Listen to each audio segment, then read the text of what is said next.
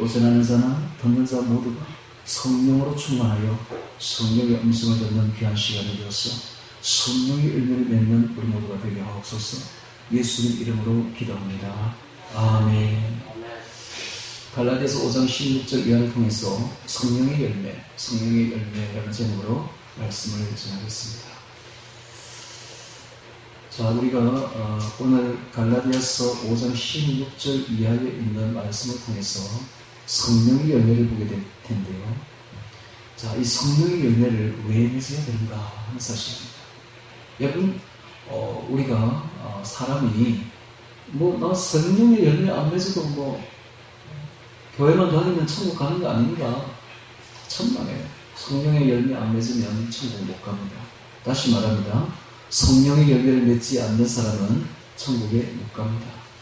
성령의 열매를 안 맺는 사람은 어떻게 되는가? 육체의 열매를 맺습니다. 육체의 일을 하게 되죠. 둘 중에 하나입니다. 육체의 열매를 맺든지 옛사람의 열매를 맺든지 아니면 성령의 열매를 맺든지 둘 중에 하나예요. 그럼 우리가 성령의 열매를 맺으면 어떻게 맺을 수 있는가? 성령의 열매는 그냥 맺히는 거 아닙니다. 가만히 있는다고 성령의 열매가 주렁주렁 맺히는 거 절대 아니에요. 가만히 있으면 어떻게 되는가? 육체의 열매를 주렁주렁, 옛사람의 열매를 주렁주렁 맺을 뿐인 것입니다. 그럼 우리가 성령의 열매를 주렁주렁 맺으면 어떻게 해야 되는가? 옛사람과 싸워야 됩니다. 치열하게 싸워야 됩니다. 싸워서 이길 때에 비로소 성령의 열매가 맺히는 것입니다. 그러므로 우리 남은 생에 이제 결정을 해야 됩니다. 우리가 남은 생에 육체의 열매를, 옛사람의 열매를 맺어갈 것인가? 아니면 남은 생에 성령의 열매를 맺을 것인가? 이 성령의 열매는 또한 빛의 열매입니다. 빛의 열매가 곧 성령의 열매입니다. 빛의 열매는 모든 착한 옳음과 진실함인데 이 빛의 열매가 바로 성령의 열매를 축약한 것입니다. 즉 빛된 삶을 사는 것입니다. 빛의 자녀로 사는 것입니다. 그래야 하나님께 영광을 돌리는 삶을 사는 것입니다. 이것이 바로 성도로서 당연한 것이 아닙니까? 여러분, 성도가 뭡니까? 성도는 성스러운 사람입니다. 성스러운 사람이 되려면 성령의 사람이 되어야 돼요. 성스러운 사람이 되려면 성령에 충만한 사람이 되어서 성령의 열매를 맺어가는 사람이 되어야 된다, 이 말입니다. 제가 성령의 열매를 맺자고 말하는 것은 곧 육체의 열매를 끊으라는 이야기입니다. 이게 딱 연결되어 있어요. 그래서 오늘 갈라디아서 6장 16절 이하에 보면 육체의 일은 하면서 견저하니 하면서 육체의 열매를, 옛사람의 열매를 말하고 있습니다. 이 육체의 열매를 맺느냐 아니면 성령의 열매를 맺느냐는 우리에게 달려있는 거예요. 이제부터 육체의 열매를 맺지 아니하고 성령의 열매를 맺어서 천국 들어가시기를 바랍니다. 매일 이것이 결정되는 거예요.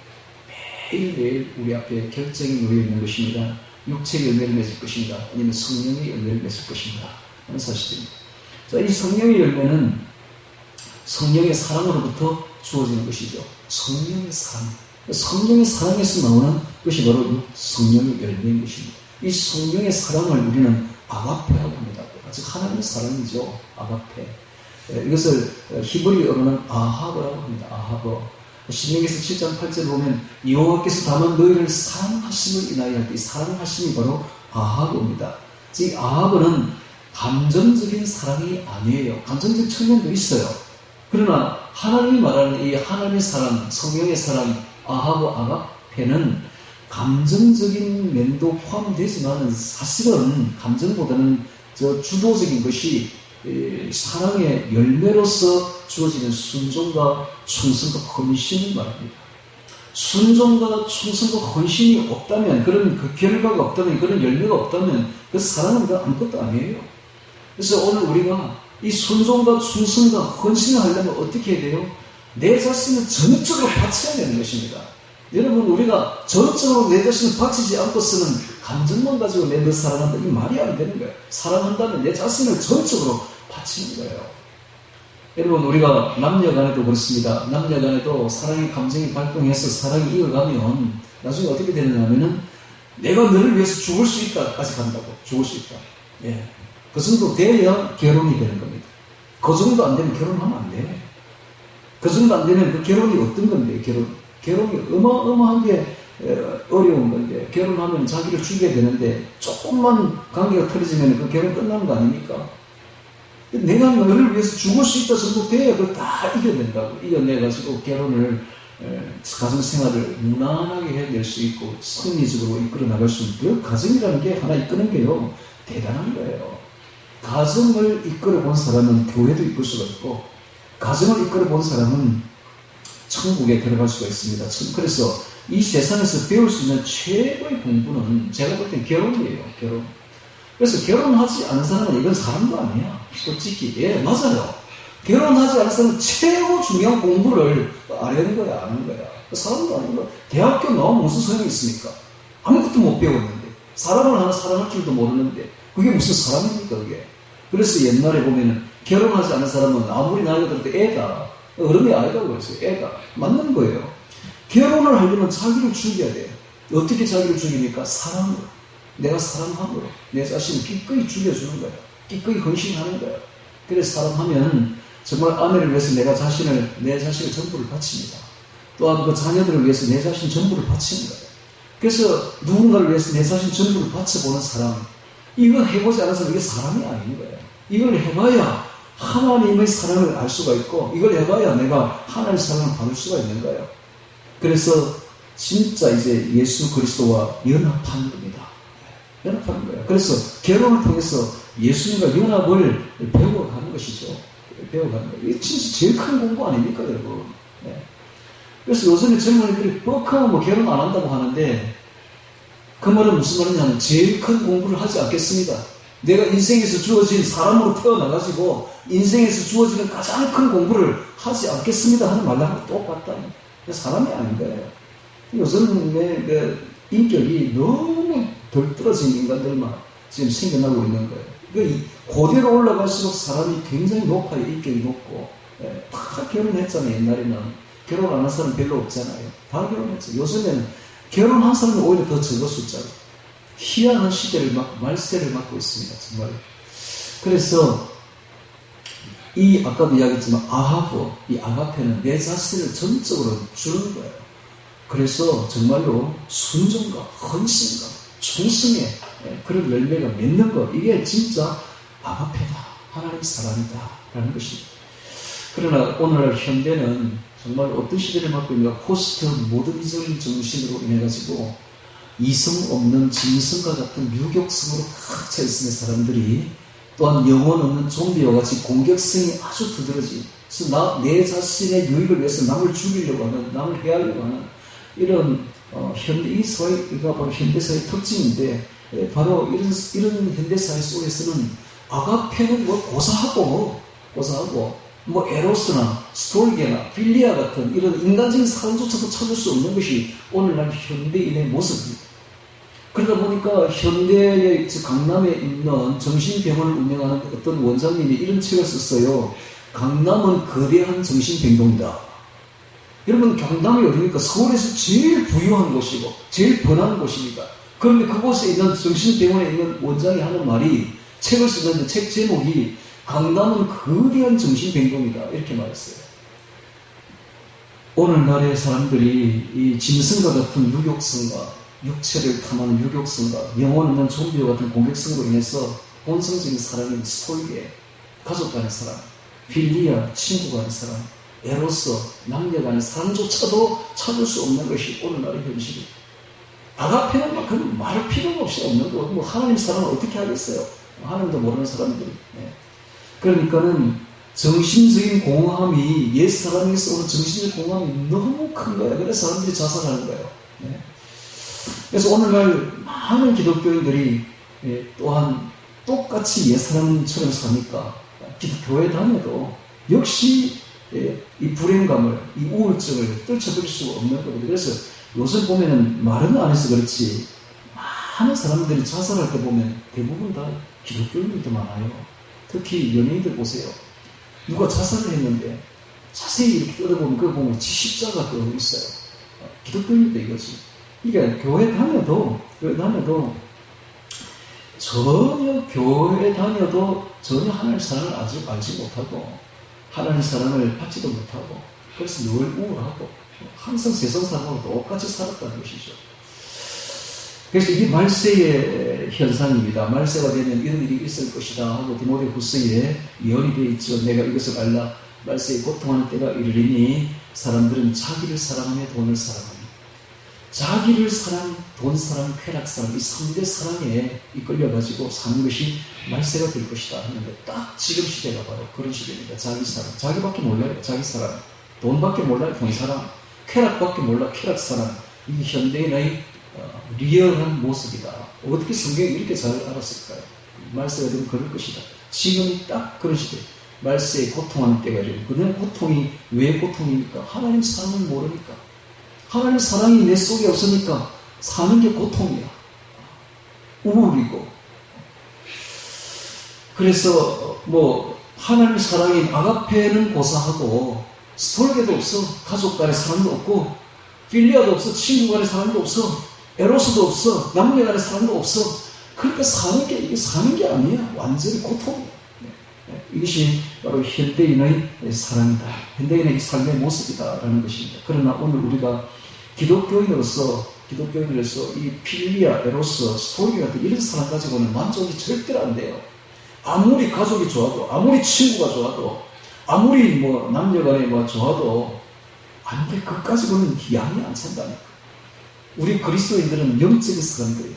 하나님의 사랑을 받아야 만족이 있는 겁니다. 할렐루야. 그러므로 우리 영성이 있는 성령의 사람들은 반드시 성령의 사랑을 받아야 돼요. 하나님의 사랑을 받아 넘치도록 받아야 그래야 우리 영이 춤을 추고 일어나고 재미가 나고 살아나는 것이지. 하나님의 사랑 없이는 우리가 살 수가 없는 것입니다. 오늘 우리 성령 강림절을 맞아서 우리가 성령의 사랑을 받아야 되는 것입니다. 성령 충만해야 되는 것입니다. 그래야 내가 성령으로 기쁨이 넘치고 내가 살아나는 거지. 이거 없이 우리가 살 수가 없는 거예요. 이게 바로 그리스도인들입니다. 그리스도의 특징은 하나님의 사랑, 성령의 사랑 없이는 살 수 없는 사람들인 것입니다. 자, 그래서 이 성령의 사랑을 우리가 받아야 되는데, 자, 이제 성경을 보도록 하겠습니다. 성경 갈라디아서 5장 16절부터 보도록 하겠습니다. 16절. 자, 내가 이르노니 너희는 성령을 쫓아 행하라. 그리하면 육체의 욕심을 이루지 아니하리라. 자, 성령의 소욕과 성령의 욕심과 육체의 욕심이 딱 대속을 이루고 있습니다. 그래서 이 둘 중에 하나예요. 우리는 이 둘 중에 하나. 육체의 욕심을 가든지 성령으로 쫓아가든지 둘 중에 하나다. 그래서 성령을 쫓아 행하라. 그리하면 육체의 욕심을 이루지 않으라. 이걸 말로 거꾸로 하면 육체의 욕심을 쫓아 행하라. 그러면 성령의 욕심을 이루지 않으라. 이겁니다. 성령과 육체, 육체는 여기서 말하는 육체는 우리 몸을 말하는 게 아니라 옛사람을 말합니다. 옛사람.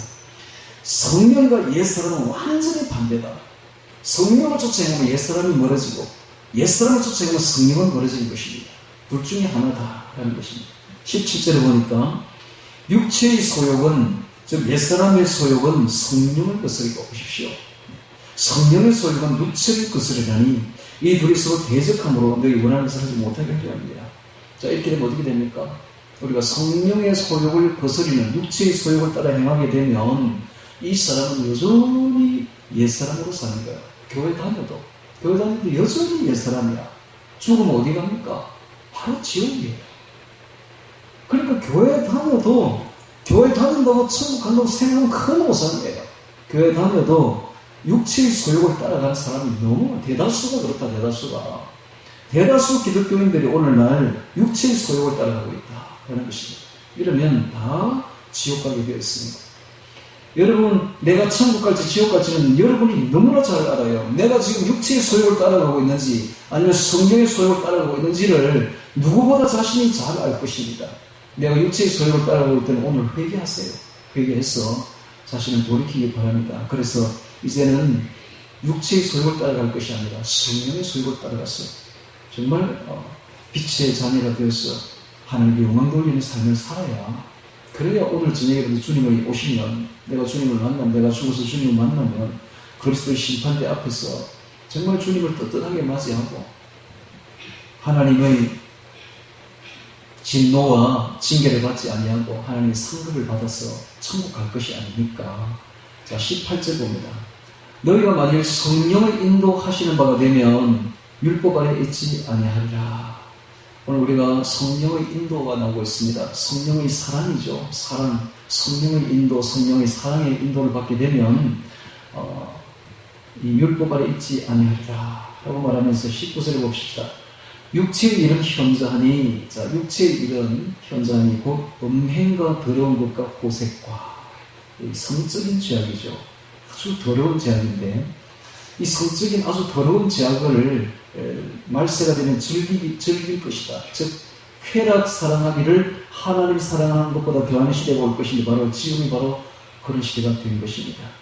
그래서 오늘날의 현대인들의 특징은 딱 두 가지로 구분되는데, 유욕, 짐승과 같은, 이성 없는 짐승과 같은 육욕적인 삶, 유욕을 쫓아 행하는 삶, 즉 육체의 쾌락을 쫓아 행하는 삶, 그 다음에 영혼 없는 좀비와 같은 공격적인 삶, 남을 해하고 해치는 공격적인 삶, 이 두 가지로 구분되는 것입니다.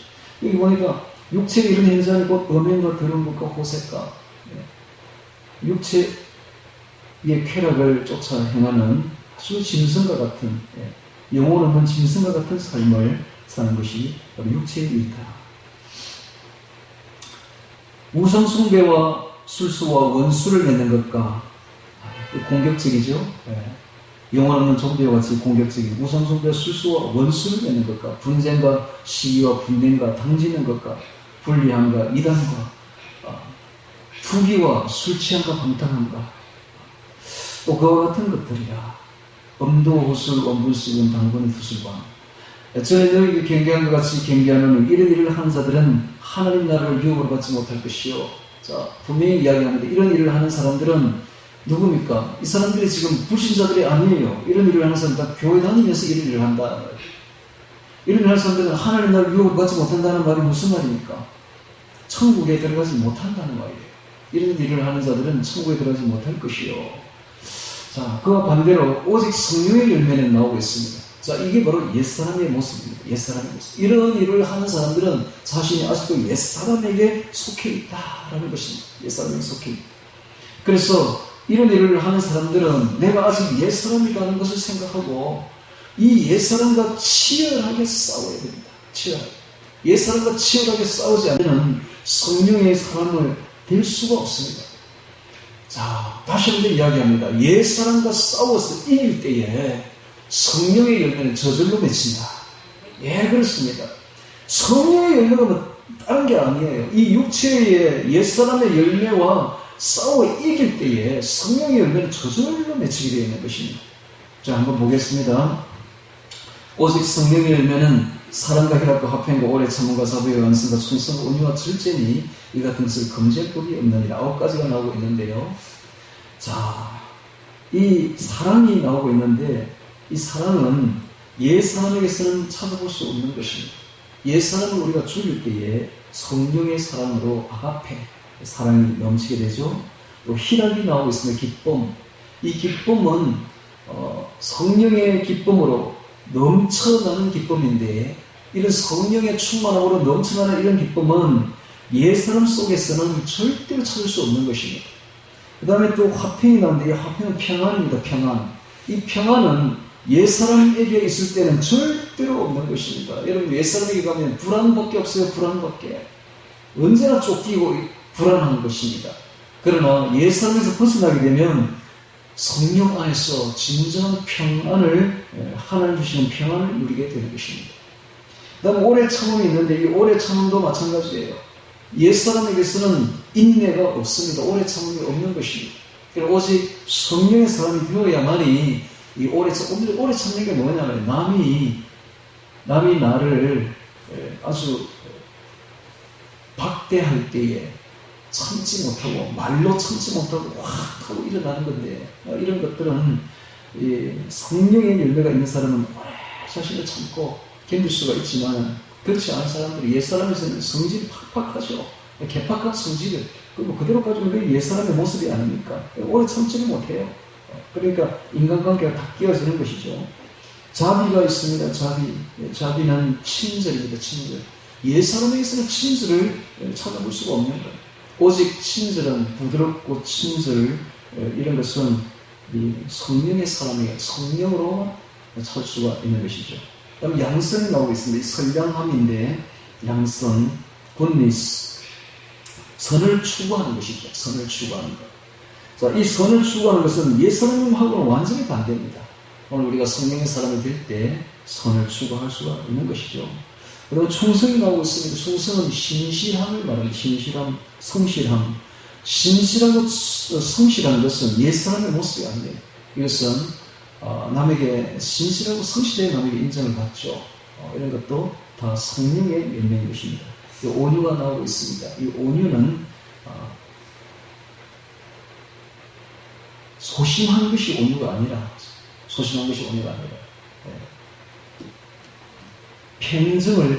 마음의 평정을 유지하는 것, 이게 바로 온유죠. 그래서 온유 이런 것도 옛 사람의 모습이 아니라 새 사람의 모습일 것입니다. 그다음 또 절제가 나옵니다. 이 절제는 자기의 욕심과 욕망을 내려놓는 삶입니다. 자신의 욕심과 욕망과 탐욕을 내려놓지 않으면은 경제가 나라도 거들나고 가정의 경제도 거들나버립니다. 이 욕심을 절제하지 못하면요, 바로 그 경제가 끝장나는 것이죠. 그래서 옛말에 남자는 싸움을 조심하고 여자는 사치를 조심하라라고 했는데, 여자가 절제하지 못하고 사치를 시작하게 되면 경제는 끝장나버리는 것입니다. 그래서 항상 자신의 욕망을 이렇게 절제를 하고 또 경제가 어려울 때는 최소한의 기본적인 생존을 위한 것 외에는 다 끊어봐야 돼요. 다 끊고 그러면은 경제가 절대 폭망하지 않습니다. 절제니 이런 것들은 다 옛 사람이 할 수 없는 것들이죠. 그래서 오직 성령의 사람만, 성령의 열매로만 맺혀질 수 있는 것인데, 이런 건 다 옛 사람을 끊을 때에 가능하다라는 사실입니다. 자, 그렇다면 오늘 천천히 이 성령의 9가지 열매를 한번 공부해 보도록 하겠습니다. 먼저 이 성령의 9가지 열매를 보면은 이게 세 부분으로 할 수가 있는데요. 첫 번째, 하나님과의 관계에서 맺히는 성령의 열매가 있어요. 이것이 사랑과 희락과 화평입니다. 사랑과 희락과 화평. 그 다음에 이웃과의 관계에서 맺히는 열매가 있는데, 이것이 오래 참음과 자비와 양선이에요. 그 다음에 자기 속에서 맺히는, 자기 안에서 맺히는 열매가 있는데, 이것이 충성과 온유와 절제인 것입니다. 자, 먼저 하나님과의 관계에서 맺히는 성령의 열매, 사랑과 희락과 화평에 대해서 한번 보도록 하겠습니다. 먼저 첫 번째 열매가 사랑이죠. 이 사랑은 아가페입니다. 아가페. 이것은 하나님의 본성적인 사랑인 것입니다. 그래서 요한일서 4장 8절에 보면 사랑하지 아니하는 자는 하나님을 알지 못하나니 이는 하나님은 사랑이시니라 그랬습니다. 하나님 자신이 본성이 바로 사랑이다. 하나님이 사랑인 것입니다. 이 사랑에서 모든 성령의 9가지 열매가 다 나오는 것입니다. 이 사랑이 바로 하나님의 사랑이요, 또한 성령의 사랑이요, 예수님의 사랑인 것입니다. 그래서 이 사랑을 하나님께서는 4가지로 우리에게 이야기를 해주셨는데, 성경에 보면 먼저 하나님 사랑, 그리고 이웃 사랑입니다. 하나님 사랑, 이웃 사랑. 첫 번째는 하나님 사랑이에요. 두 번째는 이웃 사랑입니다. 자, 하나님 사랑, 이웃 사랑은 예수님이 마태복음 22장 37절에 이렇게 말합니다. 예수께서 가라사대 내 마음을 다하고 목숨을 다하고 뜻을 다하여 주 너희 하나님을 사랑하라 하였으니 이것이 크고 첫째 되는 계명이요 둘째는 그와 같으니, 다시 말합니다. 둘째는 그와 같으니, 둘째는 그와, 저 앞에 있는 첫 번째와 같다 이 말이에요. 둘째는 그와 같으니 내 이웃을 내 몸같이 사랑. 이게 무슨 뜻일까요? 첫 번째 사랑이 아가페 사랑이거든요. 내 마음을 다하고 목숨을 다하고 뜻을 다하여 주 너희 하나님을 사랑하라 했으니 이것이 크고 첫째 되는 계명이었는데, 이것은 아가페 사랑을 말합니다. 목숨 바쳐 사랑하는, 하나님을 사랑하는, 내 모든 걸 다 바쳐서 하나님을 사랑하는 이 아가페 사랑이거든요. 둘째는 그와 같은, 이건 뭡니까? 둘째도 이웃 사랑도 아가페로 해라 이 말입니다. 아가페로. 스토리를 하지 말고, 빌리아로 하지 말고, 에로스로 하지 말고, 둘째도 그와 같은 아가페로 이웃을 사랑하라. 즉 이웃을 위해서 네 목숨을 바쳐라 이 말입니다. 네 목숨을 바쳐라. 이웃을 위해서 너의 모든 걸 다 주어라. 다 바쳐라. 이게 바로 이웃을 위해서 향한 사랑인 것입니다. 실제로 나중에 보면은 천국과 지옥이 쫙 갈라지는데 천국 가는 사람들의 특징이 뭐냐면 이웃을 섬기기를 예수님 섬기듯이 섬긴 사람들이에요. 이 지극히 작은 자 하나에게 한 것이 곧 내게 한 것이다 라고 말합니다. 그래서 아니 우리가 어떻게 주님을 공양했습니까? 의인들 그렇게 말하니까 여기 내 지극히 작은 자 하나에게 내 형제에게 한 것이 곧 내게 한 것입니다. 또 왼편에 있는 자들에게 말하기를 저주를 받은 자들아 마귀와 사들을 위하여 예비된 영영한 불에 같이 들어가라 라고 하면서 말하기를 이 지극히 작은 자 하나에게 하지 않은 것이 곧 내게 하지 않은 것이냐. 이건 뭡니까? 이웃 사랑을요 그냥 하면 안 돼. 작게 하면 안 돼. 이웃 사랑을요 예수님 사랑하듯이 하나님 사랑하듯이 아가페로 해라 이 말입니다. 실제로 우리나라에 들어온 선교사들이 그렇게 했어요. 우리나라에 들어온 선교사 토마스 선교사 그런 선교사들이요 아펜젤러 언더우더 이런 선교사들 그 다음에 또 의료 선교로 온 사람들 많죠. 초기에 그런 사람들도 다 그 나라에서 미국에서 박사급들이에요. 박사급들. 그 나라에 있으면 잘 먹고 잘 사는 사람들이야. 그냥 존경받고 그런 사람들이 다 버리고 정말 어둡고 아무것도 없는 완전히 낙후된 이 한국에 와서 자신들을 다 바친 거예요. 어떤 선교사는 영양실조에 걸려 죽었어요. 영양실조에 먹을 게 없어가지고 그 정도로 고생했습니다. 왜 그렇습니까? 형제를 위해서 자신을 다 바친 거예요. 아가페 바친. 토마스 선교사 이야기를 한번 들어보십시오. 우리나라에 선교하려고 배를 타고 왔는데 죽을 고생을 하지 않습니까? 아니 그 선교사는 왜 그렇게 죽을 고생해야 됩니까? 그래 안 해도 될 사람이 그러나 다 감수하고 자신을 다 바쳐서 자기 아내도 풍토병으로 죽고 자기 아내 죽고 나니까 떠나가지 않고 자신 전부를 우리나라를 위해서 바치는 결국은 자기 목숨까지 바쳤지 않습니까? 이게 바로 아가페 사랑이에요. 하나님 사랑하듯이 이웃을 사랑하는 거예요. 그 다음에 또 세 번째가 있어요. 형제를 사랑하라 했어요. 형제는 요한일서 4장 11절에 사랑하는 자들아 하나님이 이같이 우리를 사랑하셨습니다. 우리도 서로 사랑하는 것이 마땅하다. 하나님이 이같이 우리를 사랑하셨습니다. 우리도 서로 사랑하는 것이 마땅하다. 여러분 형제가 바로 누굽니까? 바로 옆에 같이 예배드리고 있는 우리 교인들이 바로 형제예요. 이 형제를 어떻게 사랑하라고요? 하나님이 우리를 사랑했으니까 우리도 이같이 하나님 사랑으로 사랑하자 라고 말했습니다. 네 번째는 원수까지 사랑하라 했어요. 원수까지. 마태복음 5장 44절에 내가 너에게 이르노니 너희 원수를 사랑하며 너희를 핍박하는 자를 위하여 기도하라. 예수님이 이렇게 말씀했습니다. 이게 바로 성령의 열매입니다. 오늘 우리가 성령으로 충만하게 되면 원수까지 사랑할 수가 있는 거예요. 어떻게 해요? 하나님이 그렇게 하라 했습니까? 하나님이 그렇게 하라 했습니까? 원수까지 사랑할 수 있는 거예요. 원수까지도 사랑. 우리를 핍박하는 자를 위하여 기도하고 원수까지 사랑하는 사람. 미워하지 아니하고 불쌍히 여기고 사랑하는 사람. 이것이 바로 하나님과 이 관계에서 나오는 첫 번째 열매, 바로 사랑입니다. 바로 이 사랑에서 성령의 사랑에서 9가지 열매가 다 나오는 거예요. 여기가 바로 기본인 것입니다. 이것이 바로 성령의 9가지 열매를 맺으면 첫 번째 기반이요 기초가 되는 것입니다. 두 번째 희락입니다. 희락. 기쁨이죠. 기쁨. 카라. 조이입니다. 영어로 카라. 자, 이 기쁨은 이 가슴에서 벅차오르는 기쁨입니다. 이건 그리스도인들이 누리는 것입니다. 이것은 그리스도인들만이 누릴 수 있는 기쁨인 것입니다. 이것은 우리가 예수님의 말씀을 그 계명을 지키는 자에게만 주어지는 기쁨입니다. 이런 기쁨이에요. 그래서 예수님이 이런 말을 해요. 요한복음 15장 11절에 내가 이것을 너희에게 이르면 내 기쁨이 너희 안에 있어 너희 기쁨을 충만하게 하려 합니다. 예수님의 기쁨이 우리 안에 있어서 우리 기쁨을 충만하게 하겠대요. 자, 이런 기쁨은 외부적인 환경에 좌우지우지되는 기쁨이 아닙니다. 돈이 많거나 적거나 가난하거나 부자거나 건강하거나 연약하거나 세상이 어떤 환경이 험악한 세상이 환경이 되어도 영향을 전혀 받지 않습니다. 이것은 하늘로부터 내려오는 기쁨이기 때문에 이 기쁨을 누가 빼앗아갈 수도 없어요. 이것은 일시적인 기쁨이 아니라 영원한 기쁨이기 때문에 이게 바로 성령의 기쁨인 것이요 우리 속에서 벅차오르는 기쁨인 것입니다. 이것은 오직 성령님만 줄 수가 있습니다.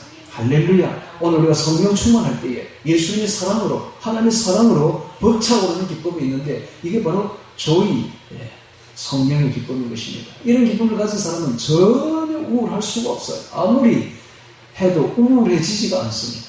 여러분, 제가 예수님 만나기 전에는 우울증에 걸려 있었어요. 우울증. 우울증이 여러분들은 모르죠. 우울증에 안 걸려봤으니까. 저는 엄청나게 걸려가지고 고생을 많이 했어요. 제가 28살 때까지, 18살부터 28살 때까지 이방 종교를 돌아다닐 때 했잖아요. 나중에 막판에는 우울증이 왔어요.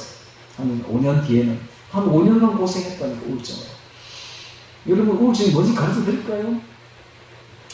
가만히 있으면 절망감이 그냥 밀려오는데 시꺼먼 것이 저를 덮어버려요. 딱 보여. 시꺼먼 게 확 덮어요. 우울 뒤에는 마귀가 귀신이 있는 거야. 그러니까 여기 시꺼먼 게 딱 덮으면 그냥 사람이 그냥 절망이 돼. 절망이 돼가지고 너무너무 우울해. 그냥 막 앞이 시꺼멓다니까.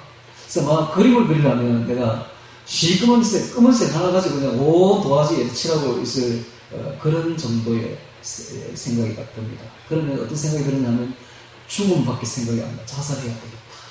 자살이 그냥 눈앞에 다. 제가요, 절벽 위에 서본 적이 몇 번 있어요. 뛰어내리려고, 자살하려고. 와, 그때 뛰어내리면 어떻게 될 거냐. 몇 번 있다니까. 그냥 막 살고 싶은만 그래, 지나가면, 이 길에 지나가면요, 꽃이 피어 있으면, 나 참 묻고 싶어, 꽃한테. 꽃은 왜 피니? 뭐가 좋아 피니? 이런 마음이에요. 아니, 세상이 이렇게 우울한데, 너 왜 뭐가 좋다고 너는 피우고 있는 거야? 이게 바로 우울증이야. 그러니까 자살밖에 생각이 안 나더라고. 야, 근데 자살한 사람들 심정을 이해를 합니다. 그래가지고 너무 괴로워요. 그 우울증 한번 밀려오면. 근데 이게요, 하루 종일 우울한 건 아니야. 어떤 때는 또 괜찮아. 이게 정상, 이거 병이라 병. 어떤 때는 괜찮은데, 또 어떤 때는 가만히 있으면, 혼자 있으면 이게 우울증이 확 밀려와요. 마치 어둠에 밀려오더라. 그랬는데요, 놀라운 사실이 있어요. 제가 예수님을 만나고 성령 충만하고 성령의 불을 받고 예수를 만나고 나니까 그때부터 지금까지 한 번도 우울해진 게 없어요. 한 번도 우울해진. 그때부터 지금까지 그냥 기쁨으로 충만한 거예요. 우울이 아니라 기쁨으로 충만. 어떤 기쁨? 성령의 기쁨으로. 성령이 주신 기쁨으로. 그래서 저는요, 기도하지 않으면 살 수가 없는 사람이에요. 매일 기도해요. 제가 왜 아침에 일찍 일어나서 산에 간지 아십니까? 요거 안 하면 저는 살 수가 없는 사람이야. 무슨 생각으로 살아? 가서 기도해서 성령 충만해야, 성령 기쁨으로 넘쳐야, 성령의 사랑으로 넘쳐야 그날 하루가 재미가 나고 살맛이 나는 것이지. 아침에 기도 혹시 안 했다 그러면요, 찝찝해 미치겠어요. 그래서 오후라도 가야 돼. 오후라도 빨리 일 놓고 산에 간다고 간 적이 몇 번 있습니다. 오후라도 밤이 이슬할 때까지 가서 기도해야 돼. 기도 안 하면 살 수가 없는 사람이에요. 이게요, 환경과는 전혀 관계없는 기쁨입니다. 이 기쁨을 한번 맛본 사람은 다른 기쁨은 그냥 주도 CCS가 한도 안 해요. 하나님이 주시는 이 성령의 기쁨, 영원한 이 기쁨을 한번 맛본 사람은요, 세상이 주는 기쁨과는 비교가 안 돼, 비교가. 요즘 애들 뭐 게임 해가지고 재밌다고 병풍병해서, 그래서 저속한 그런 거하고는 비교가 안 되지. 뭐 술 먹는 사람들 술 먹으니까 뭐 기쁘다니 그거하고는 비교가 안 돼. 세상이 주는 기쁨과는 비교가 안 되는 하늘의 기쁨이 있습니다.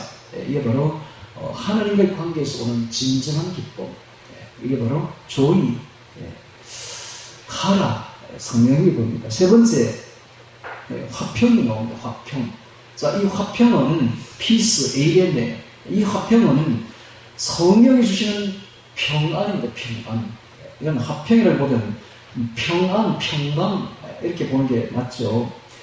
요한복음 14장 27절에 예수님이 말씀하시기를 평안을 너희에게 끼치노니 곧 나의 평안을 너희에게 주노라. 내가 너희에게 주는 것은 세상이 주는 것 같지 아니하느냐. 너희는 마음에 근심도 말고 두려워하지도 말라. 자, 이 평안이 어떻게 옵니까? 여러분, 옛 사람에게 잡혀 있으면 평안은 없습니다. 절대로. 죄를 짓고 있는데 무슨 평안이 있을 수가 있어요. 뒤에서 쫓지 않아도 쫓기는데. 도둑놈이요, 경찰이 쫓지 않아도 항상 쫓긴다니까. 죄를 짓고 있는 사람은 평안 없다니까요. 하나도 없어. 언제나 두렵고 떨린다니까. 죄를 짓고 있으면. 그래서 옛사람 속에서 아까 음도호 우술하는 옛사람의 죄를 짓고 있는 사람들은요, 언제나 불안해. 죄를 짓고 있잖아. 그런데 옛사람을 끊어버리고 새사람이 되어서 하나님과 동행하게 되면요, 하나님 주시는 진짜 바다와 같은 평안이 내게 밀려옵니다. 할렐루야. 누구도 이 평안 빼앗을 수가 없어. 떳떳합니다. 할렐루야. 사람 앞에 하나님 앞에 떳떳하다고.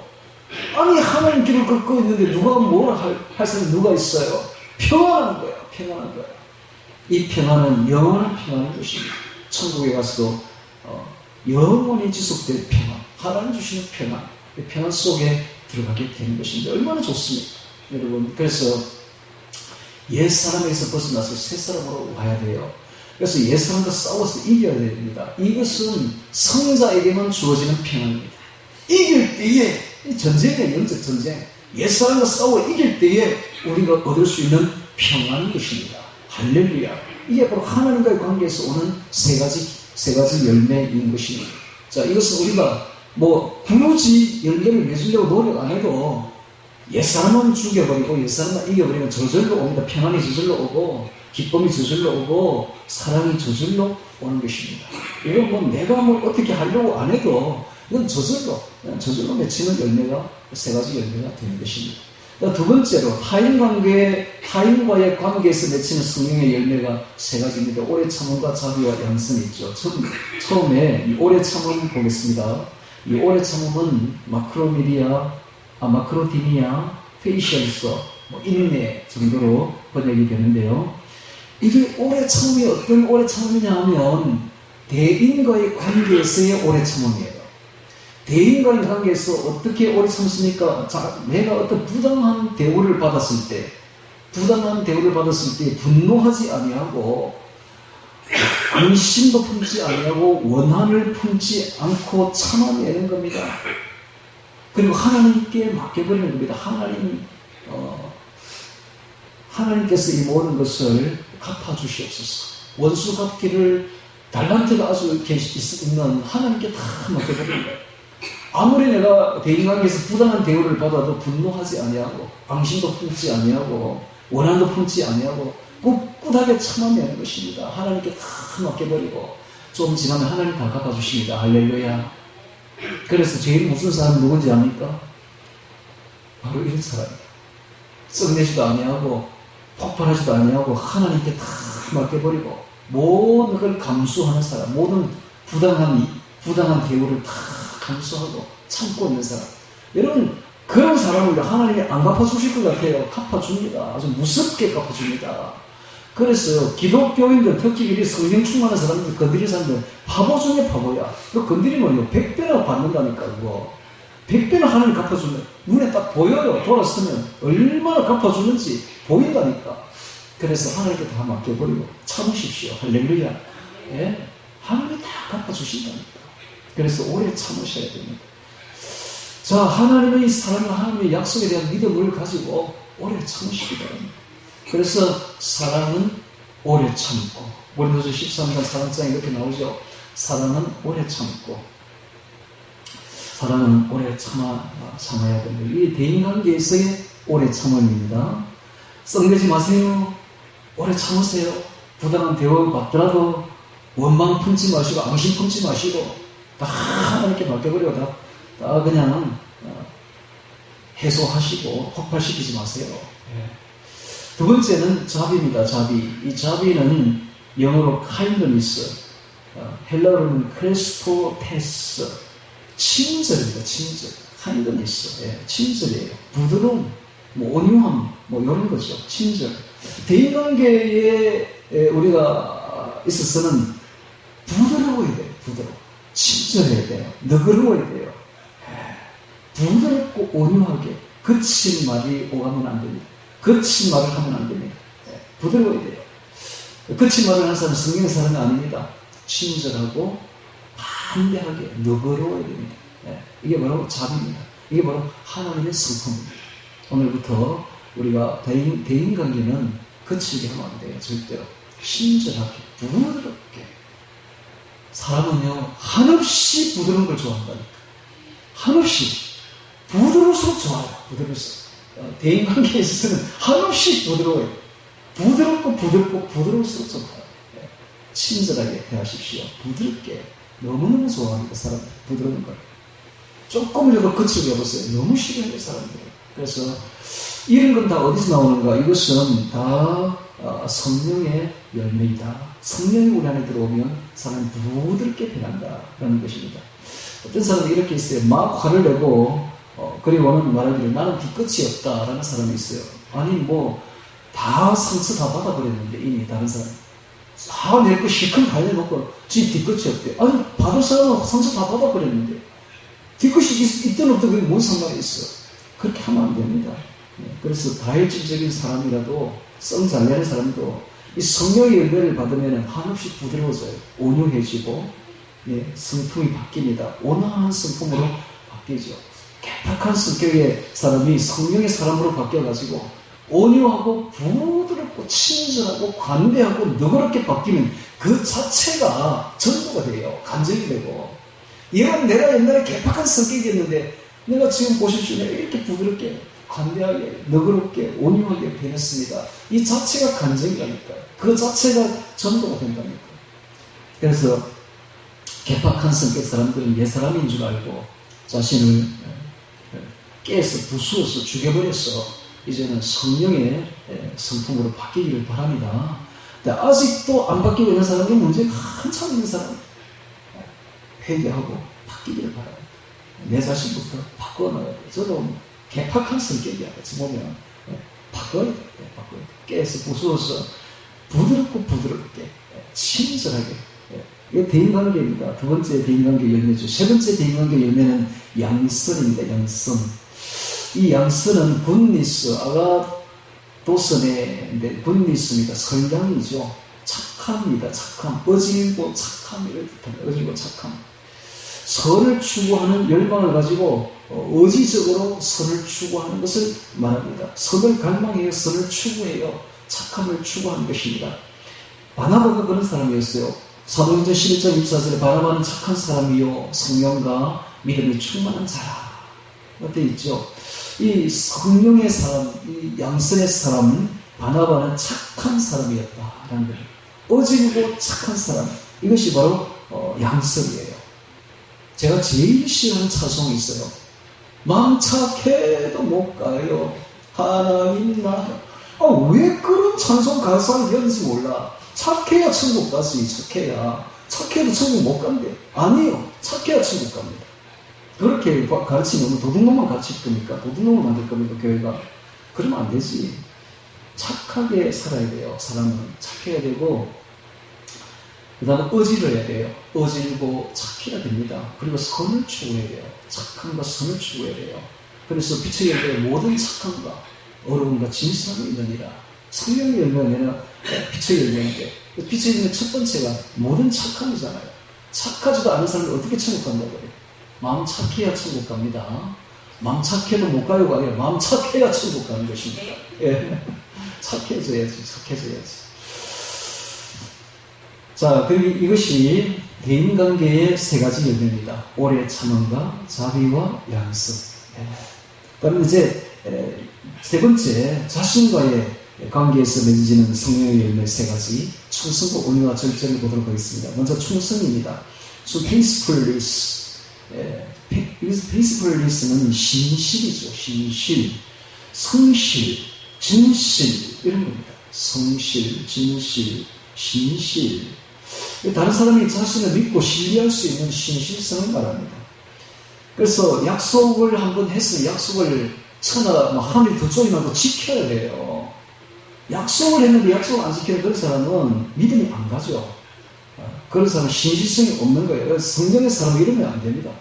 우리가 성령의 사람이라면, 기독교인이라면 첫째 신실해야 돼요. 믿음만 해야 돼요. 한번 약속했으면 딱 지켜야 됩니다. 못 지킬 때는, 약속을 못 지킬 때는 사과를 해야 돼요. 사과를. 내가 약속을 못 지켜서 죄송합니다 하고 사과를 해야 돼요. 신실해야 됩니다. 성실해야 됩니다. 최선을, 이 부분에 대해서 최선을 다해야 돼요. 신실해야 돼요. 자, 인간관계에서 성공하는 비결은 성실성과 진실성과 신실성입니다. 이걸 해야 인간관계가 성공을 해요. 진실하지 못하고 신실하지 못한 사람은 관계가 절대 오래 가지 않습니다. 바로 깨집니다. 그렇지 않습니까? 우리가 신실하지 못한 사람은 어떻게 관계를 맺을 수가 있습니까? 약속을 안 지키는데 어떻게 그 사람과 함께 갈 수가 있어요? 그러니까는 이게 바로 성령의 열매예요. 우리가 항상 말에 진실해야 되고, 말한 대로 책임지고 지켜야 되고, 손해가 갈지라도 약속한 건 지켜내야 되고, 신실해야 됩니다. 한 번 약속했으면 천한 말, 하늘 두 쪽이 나도 다 지켜내야 돼요.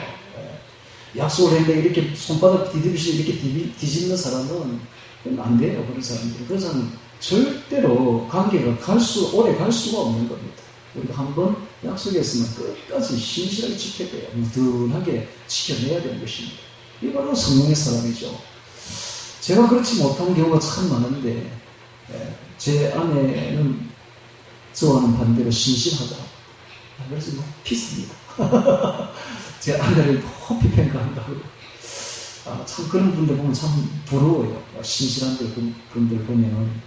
성격이 또 바뀌면 안 돼. 한 번 딱 정했으면 끝까지 우순하게 변함없이 성실하게 신실해야 되는 것이 이 성령의 열매죠. 성령의 열매. 하나님 사람들이죠. 그렇게. 자, 그 다음에 두 번째는 자기와의 그 관계에서 맺어진 두 번째 열매가 온유입니다. 온유. 프라우테스, 젠틀리스입니다. 영어로는 젠틀리스, 온유. 이거 우리나라 말로 다시 번역하면 겸손으로 번역했습니다. 겸손. 유순, 겸손, 유순. 이게 온유입니다. 사람이 겸손해야 되죠.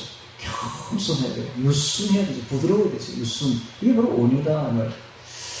온유. 정서가 잘 조절되고 다스려져서 통합된 인격에 나타나는 특성이 바로 온유입니다. 즉 자기 컨트롤이 잘 되는 것이죠. 그래서 이 온유는 급만은 소심함이 절대로 아닙니다. 오히려 대담하고 담대한 분인데요. 이 정서적인 힘이 통제가 되고 평정을 유지하는 상태인 것입니다. 평정을 유지하는, 즉 감정의 기복이 없는 상태예요. 그래서 사람과의 관계에서 아주 편한 사람이에요. 편한 사람. 사람과의 관계에 편한 사람들이 있죠. 편하고 몇 시간을 대화해도 부담이 없는 그런 사람이 있죠. 이런 사람들이 바로 온유한 사람들, 즉 평정을 유지하는 사람들, 평정을 유지하는 사람들. 이 성령의 열매로부터 오는 거예요. 어떤 사람은 대화하면은요, 바로 그냥 감정이 격해져서 깨어져가지고 더 이상 두말을 할 수 없는 사람들, 오래 대화를 할 수 없는 사람들이 있어요. 이건 성령의 사람들이 아니에요. 성령의 사람들은 아무리 오래 대화를 해도 전혀 평정을 유지하고 감정의 기복이 없는 사람들, 편한 사람들이 있죠. 성령의 사람들이다. 그 왜 그런 거 있잖아요. 그런 시가 있잖아요. 내가 뭐 옆집에 가서 내 친구에게 가가지고 이게 뭐더라. 하여튼 편하게 몇 시간을 대화해도 올 수 있는 그런 지간지게 그게 바로 온유한 사람이잖아. 그죠? 그런 사람이 있으면 좋겠다. 우리 성령의 사람이 그렇게 돼야 돼. 누군가 와서 내하고 밤을 새워 이야기를 해도 전혀 부담이 안 되는 편한 상태가 되는 사람. 성령의 사람이 아니겠습니까? 적하면 삼수에도 제가 이상한 이야기를 떠나듣네요. 마지막으로 9번째가 절제입니다. 절제, 자제, 자기를 절제하는 것, 탐욕, 욕구, 인간의 욕구를 통제하는 것입니다. 통제하는 것, 욕구를 통제하는 것, 자기 생각, 자기 행동을 조절하는 능력을 말합니다. 이 절제하지 못하고 자기 욕망대로 살면 가정의 경제가 그냥 끝장나버립니다. 가정이 통제가 안 되고 경제가 폭망합니다. 절제를 할 줄 알아야 됩니다. 수입이 적어도 절제를 잘 하면 가정 경제를 지혜롭게 잘 끌고 나갈 수가 있는 것입니다. 그래서 절제를 못하면 경제가 그냥 중단되어 버립니다. 기본적인 생존을 빼고는 다 중단해야 돼요. 그러면 핍절하지 않습니다. 자, 이것이 바로 절제인 것입니다. 절제. 자, 이것이 세 가지로 이렇게 구분되는데, 자, 처음에 하나님과의 관계에서 오는 세 가지 열매, 사랑과 희락과 화평. 또 대인관계에서 오는 세 가지 열매, 오래 참과 자비와 양성, 그리고 자기와의 관계에서 오는 세 가지 열매, 충성과 온유와 절제, 이 세 가지를 봤습니다. 근데 우리가 이제 한 가지 여기서 주의해야 될 것이, 불교에 가도 이와 비슷한 게 있어요. 자비도 있고, 거기도 그런 말을 합니다. 근데 불교의 자비하고 성경에서 말하는 자비는 완전히 다릅니다. 불교의 자비는 자연인의 본성에서 나오는 그런 거예요. 자연인의 본성에서 나오는 거. 그런데 우리가 말하는, 여기서 말하는 이 자비라든지 이런 것은요, 이건 하나님이 주시는 거예요. 초자연적인 것입니다. 하나님께서, 성령의 사랑에서, 하나님의 사랑에서 우러나오는 그런 것입니다. 그러니까 인간의 본성에서, 자연에서 나오는 거하고 완전히 틀리다라는 것을 알아야 됩니다. 근데 교회도 그런 사람이 있어요. 교회도 거듭나지 않으면서 겉으로는 그냥 도덕적인 채 하면서 이 옛사람의 근거한 일반 윤리의식으로 성령의 열매 비슷한 걸 맺어가는 사람들이 있어요. 그러면서 자기는 성령의 열매를 맺고 있다라고 이야기를 하는데 천만에. 성령의 충만함으로 나오는 것이 진짜 열매지, 자기 옛사람의 본성에서 나오는 일반 윤리의식에서 나오는 이 9가지 열매는요, 이게 자기가 손해를 딱 보면 본성이 발동을 해요. 옛사람이 자기가 손해보는 일을 딱 하면은 본성이 발동해가지고 확 뒤집어지죠. 절대로 성령의 사람은 그렇게 하지 않습니다. 성령의 사람은 하늘에서 주시는 있기 때문에 그래 절대 그렇지 않아요. 돌변하죠. 본성이 돌변하는 사람들이 있어요. 일반 윤리의식으로 꾹꾹 눌렸던 것인데, 그 언제까지 가능합니까? 자기가 인정받고 자기 욕망이 채워질 때까지 가능한데, 자신이 손해보고 억울한 일 당하면 막 폭발해버려요. 성령의 사람은 절대 그렇게 하지 않습니다. 그런 사람 많죠, 교회 안에도. 이번에 보니까 어떤 사람이 그 이야기를 하는데, 자기가 교회를 뭐 몇십 년을 다녔는데 자기가 장로가 안 돼가지고 막 폭발을 해가지고 교회를 뒤집어 놓고 나왔다라고 이야기하는데, 그런 사람이죠. 자기가 장로 될 거라고 꾹꾹 눌렀던 거예요. 그리고 자연인의 본성으로 성경의 9가지 비슷한 열매를 내보였는데 끝까지 장로가 안 되니까 폭발해버렸습니다. 그건 절대로 성령의 열매가 아니죠. 자, 오늘 우리는 지금까지 성령의 열매라는 제목으로 말씀을 보았는데요, 다시 한번 이야기합니다. 성령의 열매는요, 내가 어떻게 노력한다고 되는 게 아니에요. 내가 노력해야 될 건 딱 한 가지가 있어요. 옛사람을 죽여야 됩니다. 이게 영적 전쟁입니다. 치열하게 싸워서 옛사람을 죽이십시오. 그러면 자동적으로 성령의 열매가 나타나게 되어 있습니다. 옛사람을 죽이고 성령 충만하면, 하나님의 사랑으로 충만하면 우리가 안 할래야 안 할 수 없는 게 성령의 9가지 열매가 주렁주렁 저절로 맺히게 되어 있다. 평안의 열매가 맺히며, 오래 참는 열매가 맺히며, 사랑과 기쁨의 열매가 저절로 맺히게 되어 있다. 절제의 열매도 맺히며, 신실함의 열매도 맺힌다. 이 모든 것이 옛사람만 죽이면 성령 안에서 저절로 성령님이 맺겨주신다 하는 것입니다. 그런데 더 중요한 것은, 이런 성령의 열매를 맺지 않는 사람들은 천국 못 간다는 사실입니다. 성령의 열매를 맺지 않으면 반드시 육체의 일을 현저하면서 육체의 열매를 맺게 되어 있는데, 옛사람의 열매를 맺게 되는데, 옛사람의 열매를 맺는 사람은 하나님 나라를 유업으로 받지 못한다고 성경에 딱 기록되어 있습니다. 그러니까 둘 중에 하나예요. 오늘 우리가 성령의 열매를 맺든지 아니면 육체의 열매를 맺든지인데, 육체의 열매를 맺는 사람은 천국 못 갑니다. 성령의 열매를 맺어야 됩니다. 그래서 제가 이렇게 말하고 싶네요. 성령의 열매를 맺으려고 노력하지 마시고 육체의 열매를 맺지 않기 위해서 옛사람과 싸우십시오. 옛사람과 싸워서 이기면, 성령으로 충만하여 이기면 저절로 맺히게 됩니다. 이 성령의 9가지 열매는 내가 노력하지 않아도 저절로 맺히게 되어 있다라는 뜻입니다.